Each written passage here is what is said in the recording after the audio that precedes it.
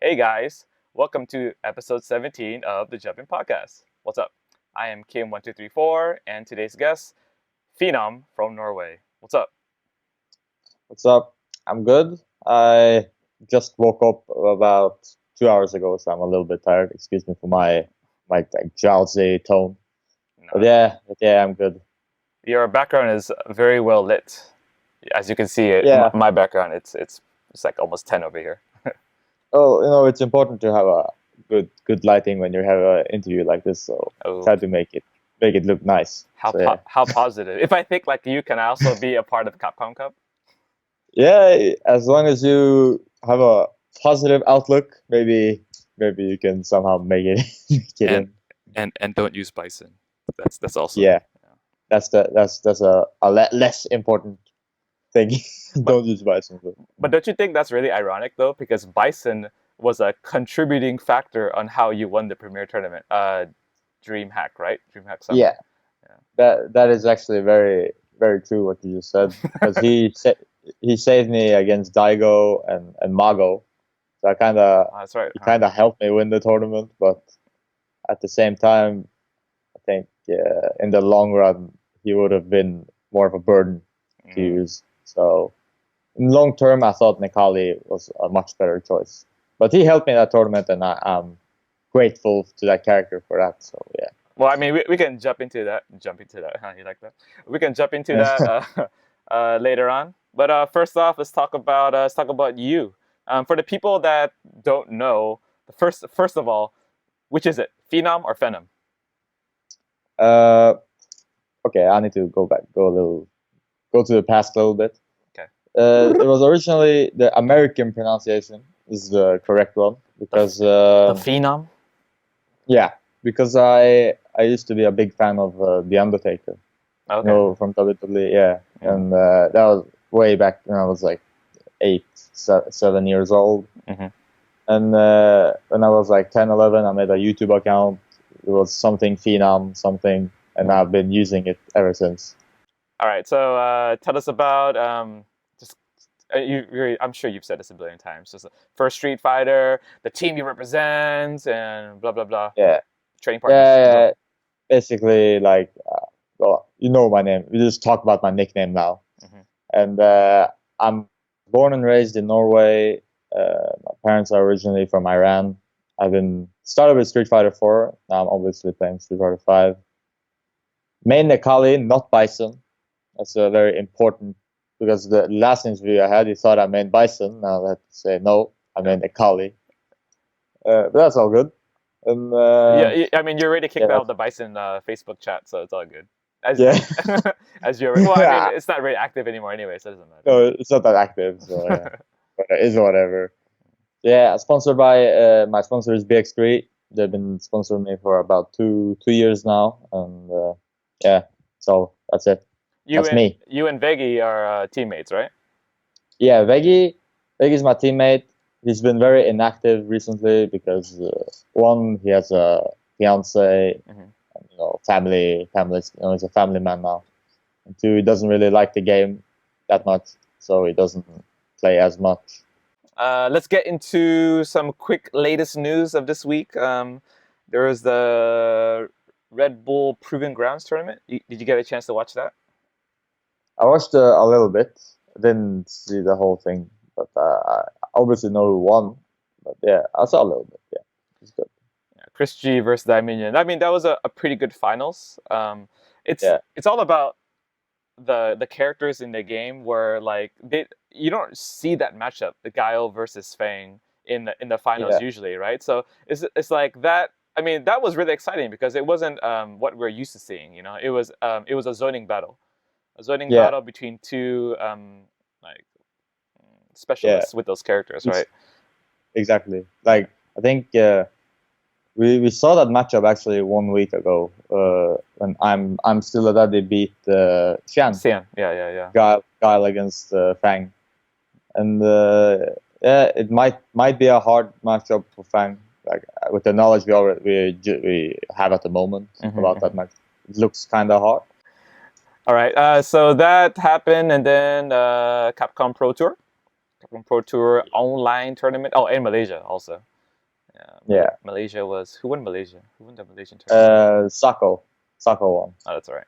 And and Kazunoko he's got second. qualified. Yeah, He qualified, Sako really? qualified. He Yeah, qualified for the he got regionals, to didn't one. he? I think it was because you know the top two from the region gets the auto qualification Okay. to Capcom Cup. So I think he's number two, and he's like that was the last ranking tournament in Asia. So he got automatic number two, but by 1 point. Yeah, the guy in third place was Se 4444, and he was 1 point. Chung Li, right? Yeah.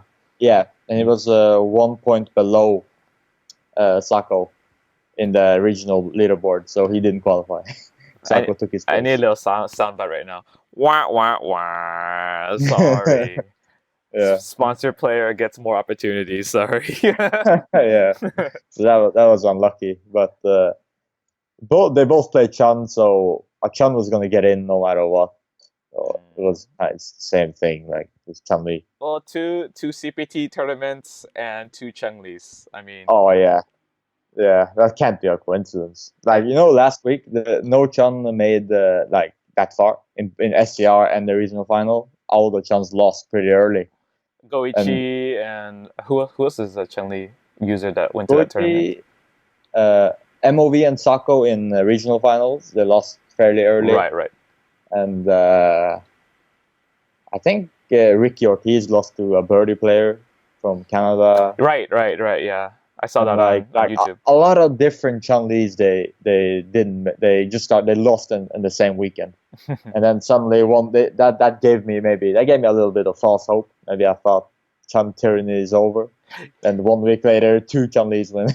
And real quick shout out to Li Joe for winning like esports man of the century or whatever the award was for. Esports really? player of the year or something like that. Yeah, he beat out like a lot of Hollywood esport players, like from League of Legends and stuff, didn't he? Yeah, he won against all of them. That's cool. That's sick. Fighting game community, my friend, right there. You ever met him before? Yeah, I met him in Brooklyn. So we had a brief conversation. Brooklyn? Is that for the... Was that the ESL? ESL. Oh, you went there too? Yeah, I went there. Yeah. How'd you do? I'm sorry. I lost. Again, 17. I lost to Human Bomb, Chun-Li, and Infiltration. He used Chun-Li too, for some reason? Oh, he's Nash. Nash, I don't like the game. Okay? Yeah. You said that in like many interviews. I've said many times why I don't like the game, so you want me to say why? I'm just repeating myself probably, because it's the same reason over and over. Give me the cliff notes. Give the viewers the cliff notes so they don't have to watch the past interviews. It's simply like I just don't like that it's too much guessing mixed with too much reward. So the neutral, I think they fixed the input delay a little bit, and I'm actually honestly noticing like a slight improvement. Right. So that gives me hope that if they make the input delay even better, the game actually I might actually like the game a lot more. But it's still not at an acceptable rate. Like it's not an acceptable statue or something. So like it's still pretty delayed, and it's still, you have to kind of still make a lot of reads in the neutral, like jump / button or all that, and everything does a lot of damage except if you're like Fang or something. Well, personally, the main area where I see this like having like a huge improvement on is anti-airs. Like anti-airs are like, I mean, it's just a frame, but man, does that make a difference? It makes a huge difference. And the way they've balanced it is kind of weird as well, even with anti-airs. Some people, they complain about, with the anti-air jab and all that it's too easy to anti-air, and then you have others who says that it's too hard to anti-air. With a jab? But yeah, like with but it's like they kind of think about different. I think they only have their own character in mind when they talk about that. Probably the ones who say anti-air is hard are BISON players, right? Right. Because he doesn't have a fast anti-air and jump light kick. Too easy. Mad damage. That's like. But like it's still, still like the anti-jabs are only like 30 damage. So that isn't the biggest reward. The biggest reward is the mix-up after. But I think after the input delay nerf that happened now, I think it's actually easier to last-minute block at jab anti-air and then dash under mix-up. Because before, when there was like 8-frame lag or 7.5 or whatever it was very hard to block at the last minute. It's gotten a little bit easier now. I feel maybe it's not as strong as it used to be. It's still very strong, obviously. Okay, so a bit easier to block mix-ups is what you're trying to say. Yeah, a little bit easier. Okay. And but yeah, like the reward you can get from a jump is just crazy. Pretty insane. Because like Mika, she'll jump forever. You mess up once and you're here. It's like she just kills you. You know where I see the actual difference. Since we have a frame, like 1 frame more, so where we could react to someone's jump, we're actually air to airing at the correct time now. So like before, you were doing it like a frame later or whatever, and then you'd land like the opponent would land first, and then they get the first attack, right? Like I've noticed that actually, since I do jump short at the right time now, like we actually land at an even time, I think, or something, you know? Yeah, but actually, I kind of agree. It seems better. What you just said. It seems like there's no like how do you say, no like weird situations like that it used to be, like where you air thread someone and he freaking lands right like before you land. That doesn't make sense. I mean, to me, that used back in the day. That happened. It used to happen. Yeah, it happened too much. Yeah, happened way too much. And but now that situation doesn't happen as often because the timing, the way you time it, you react faster. It's a little cleaner with the air to air, and yeah, I agree. Since you were a very high level Street Fighter 4 player and transitioning to Street Fighter 5, what difficulties did you have when you went into the new game? Because all of us in our past episode with Gamer B, he also said that he struggled too. He tried to play the game his own way. He tried to play a game like Street Fighter 4 based, because we had that for like 8 years, you know. So it's very difficult to just turn off those habits. How did you approach this situation? Well, it wasn't. I kind of I understood the game immediately. Actually, like very fast. I got a hang of kind of how it should be played at that time. And it was that because of the online betas that were the several seasons of online betas? Me and Veggie were talking about how the game felt in the beta and all that, and we kind of came to the conclusion that it's not reactive, and it's more guessing basically. So that's how I played. I just this is not SF4. This is not traditional footsie style game. It's very, very like I said earlier, dashing and jumping and stuff like that. So, and offense based. That's very interesting. Like I would consider that kind of like a newer way of approaching fighting games. Like before, like in the past, there'd be like a top player. He'd play like one character the entire tournament, and you can still see that. Like Daigo plays only one character, Bonchan plays only one character, and they stick to that like philosophy, right? But now the newer players, such as yourself, like you're thinking differently. Yeah. Oh yeah, you cannot stick to one philosophy, no matter not even in games, in anything. If you want to evolve, you have to kind of broaden your thinking a little bit and not be stuck in your old ways. Like so. Such knowledge from a young man. It's crazy. Yeah, it's just common sense, really. So, but I think. But now, like I said, when the input delay is a little bit less, you can already see that the pace has been slower as well, a little more reactive. So I think it's heading in a good direction if they keep doing it, like nerfing the input delay. Okay, so let's talk about what you're going to be doing tomorrow, because you're taking a flight, aren't you? I'm going to Canada Cup this weekend. So yeah. Who's going to be entering that tournament, from your knowledge? Everyone is entering that tournament. From what I've seen, Give me names. Everyone. Tokido, Mago, Infiltration. Infiltration, Daigo, Xian, Shanghai, Haitani, all the American guys, Justin Wong, Knuckle Snake Eyes, K-Brad, I think, Snake Eyes, everyone, and yeah, only me and Ryan Hart from Europe are going. CPT system. I think your tweet is a little bit too vulgar for me to say on air. So many things I don't like about that. I don't like that if you're gonna like Capcom Pro Tour points are very important, and if you're gonna put that on the line on an online service that is not reliable at all, I don't see how that is responsible. Didn't you say something about like consistency? How consistency isn't rewarded? Like that's about point distribution. Yeah. About the online CPT event in general, like I could understand in Asia why it would be good there because the connection is very strong against everyone. But it's pretty good, yeah. Should the system in Europe at least? I don't think works. I think it's just people like it's just not the games doesn't represent how a real offline game would have gone. So then maybe like it's very bad. Yeah. Maybe the point distribution should be different for online CPTs then. So like waking up and playing is different than like making the effort to travel to even because most of the time you're traveling from different countries or to a different country, right? Yeah. I think I agree. Yeah.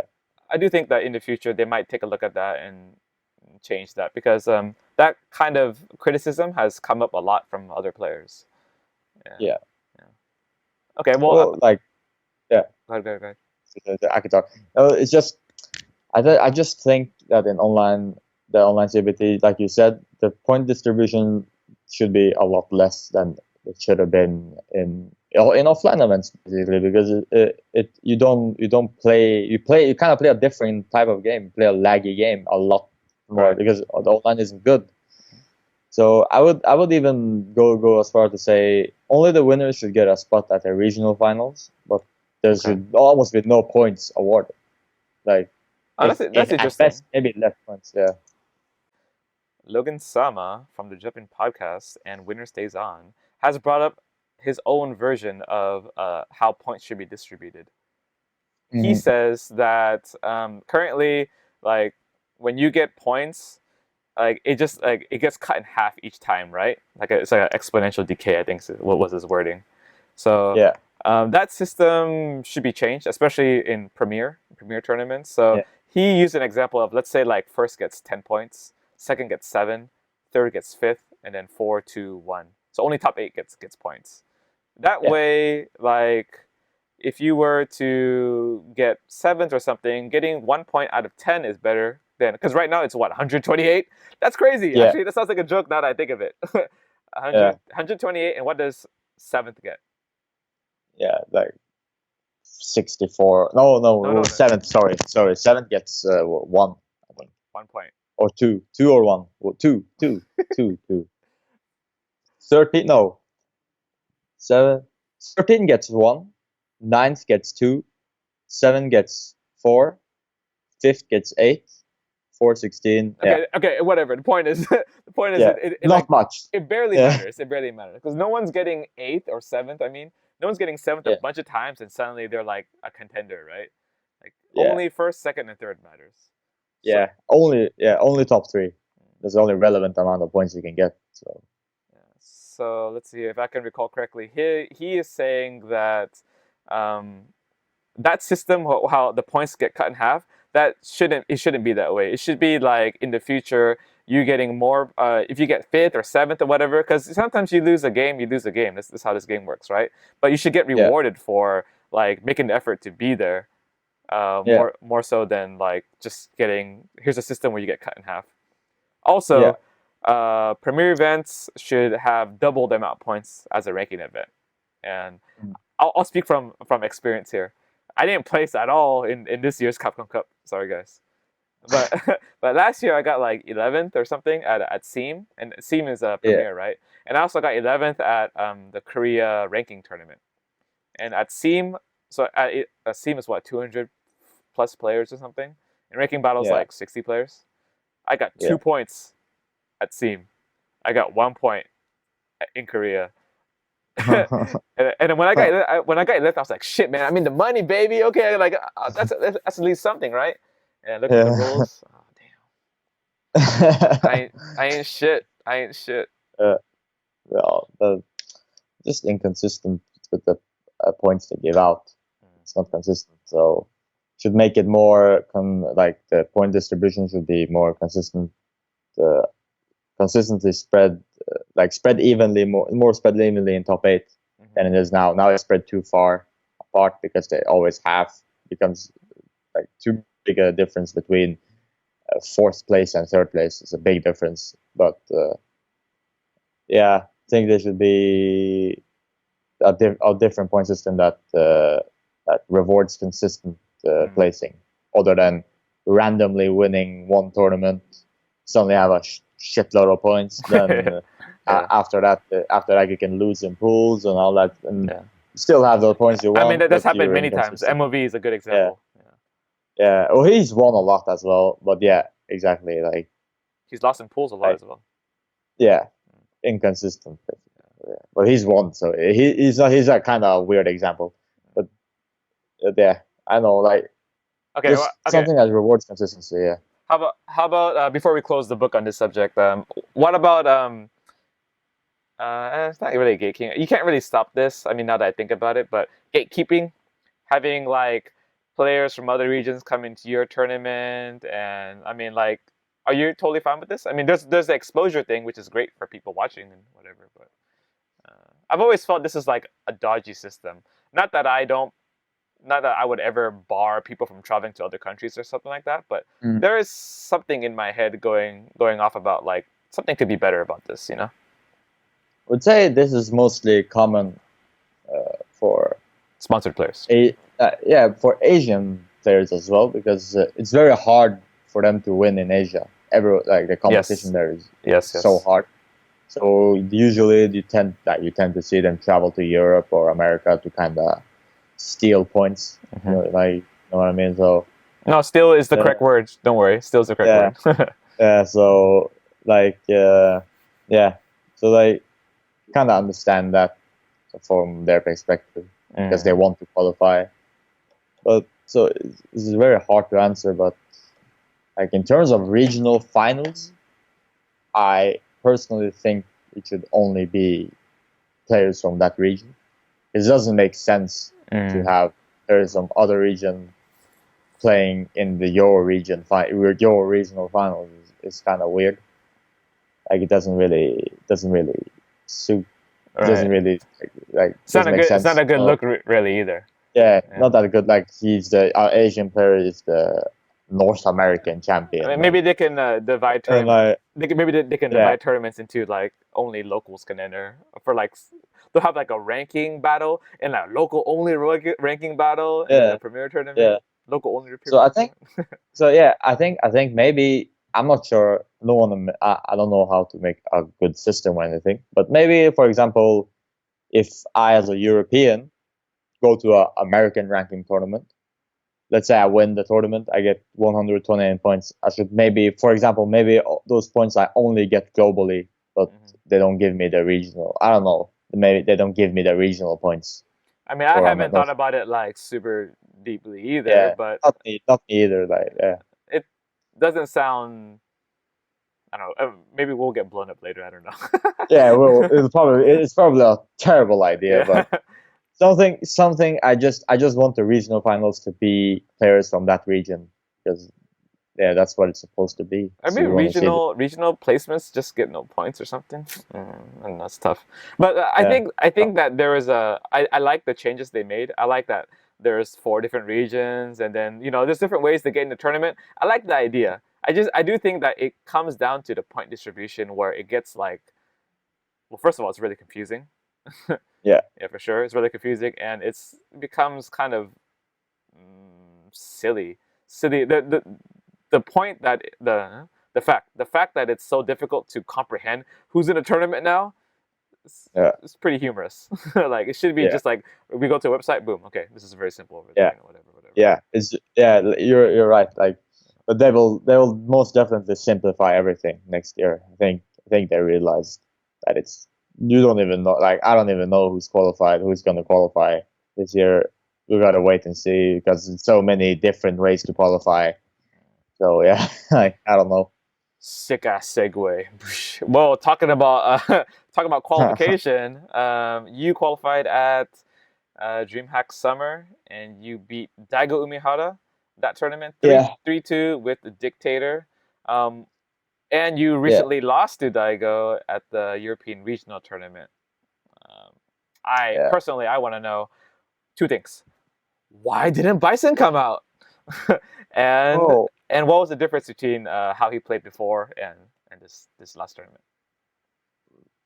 First of all, I think DreamHack Summer, and I beat him. It was 2-2 because I played Nekali first. And then the last game, I switched it up. I played BISON, and I won one game with BISON. Like, just one game. And for everyone that plays this game, you can totally tell that Daigo did the wrong things in that matchup. Yeah. Like, it doesn't mean that it's a good matchup for BISON. It's actually hard for BISON. It's not an easy matchup, BISON Ryu. So I don't really see the point in playing that matchup, really. In Nekali, and he's got much better in the matchup also. Yeah, he's gotten a little bit better. Yeah, much better as well. Nekali, I think, does better than BISON, but I think it's kind of difficult to play that matchup as well. Maybe for both characters, for both Ryu and Nekali, it can be hard. Because both have solid strategies against each other. But your use of Nekali's V skills is really good against Ryu. You're like your ability to just throw it out. Yeah, it's good, but you lose the trade. You get 50 damage for it, but Hadouken gets 60. So until you're in V-Trigger, you lose that trade every time. And but I think the way Daigo plays that matchup now is so different from before, from DreamHack. Because at DreamHack, I beat him and Haitani beat him. And after that, I haven't seen him lose to any Nekali. I've seen him beat Gamer B twice. I've seen him. He's beaten me twice now. I've seen him play Haitani online, and he usually beats Haitani as well. His strategy in that matchup now is very, very, very good. It's very hard to break him down. So I'll have to find a way, hopefully. Well, you might be playing him this weekend, so I don't want you to be revealing your tactics or anything. But safe to say that your approach will be different. It will be different, but the question is, will it be enough? That I don't know. But I will try to do it differently. Yeah. I mean, speaking of how you level up, right? So right now it's common knowledge. Daigo plays online. Online in Japan is pretty good. So he's getting all this experience just by going to his living room, right? So for you to gain enough experience to be able to beat a player of Daigo's caliber, what are you doing? Because you just told me that the online system in Europe is pretty difficult to play. Like, not only the system, but the player pool isn't as big as Japan. Like, you don't get as high level practice in certain matchups. This is a fact. There is no high level Ryu in Europe that you can. In Asia, if you want to Ryu practice, you could play with Tokido, Daigo, like some other Japanese Ryu, Jiobin. There are Ryus everywhere. Europe is no one. That's weird, because I consider Ryu one of the easier characters to play. Really easy in this game, considering shotos aren't supposed to be that easy. Well, he's both easy and hard at the same time, if you know what I mean. Like, he's not technically difficult, but to win with him consistently, if you want to win with him a lot, you have to have a good strategic approach, which can be hard. But because you have to play a good fireball game, you have to have good distance management and all that. But that part can be hard. Maybe that's why people like to play Ken in Europe instead, because he's YOLO. He's more YOLO. Yeah. So, but you're to get back to the point. how do I prepare? Since I don't have enough players that play the matchups that I want to play, or is at the level that I want them to be, or you whatever. Just like you just run your game, or like what's your no? approach? When I play, I try to experiment different things, different strategies. Try to kind of think, like experiment a lot of different situations in the game while I'm playing, and do the same in training mode to kind of replicate a few stuff that I've seen in videos or something. And yeah, that's the only thing you can do. You have to make the most of what you have. So watching videos, studying, training mode, and playing not to win. Not like you play to win all the time, but not win by any cost. If you know what I mean. Not to learn something to benefit somehow from your games. Because if you don't benefit somehow, then what's the point of playing? Don't play for points. Like, you play to get better. Yeah, I mean, I think I'm gonna use my psychology degree and break down why you don't specifically enjoy the game. Okay. More so than what you like or dislike about the game, it seems like you're spending a lot of time by yourself when you do deal with Street Fighter V. So obviously with Street Fighter 4, there's more players, right? So you're interacting, maybe chilling with them or whatever, right? Does that have anything to do with it? Well, in my own region, I'm the only one playing now, so it kind of feels I kind of feel lonely. Yeah, if I can say that, but I talk a lot with people from other European regions. We have a Discord chat and all that, so talk about the game and talk about anything, like how different approaches and different things about the game. Okay. So discussing it with them as well. I see.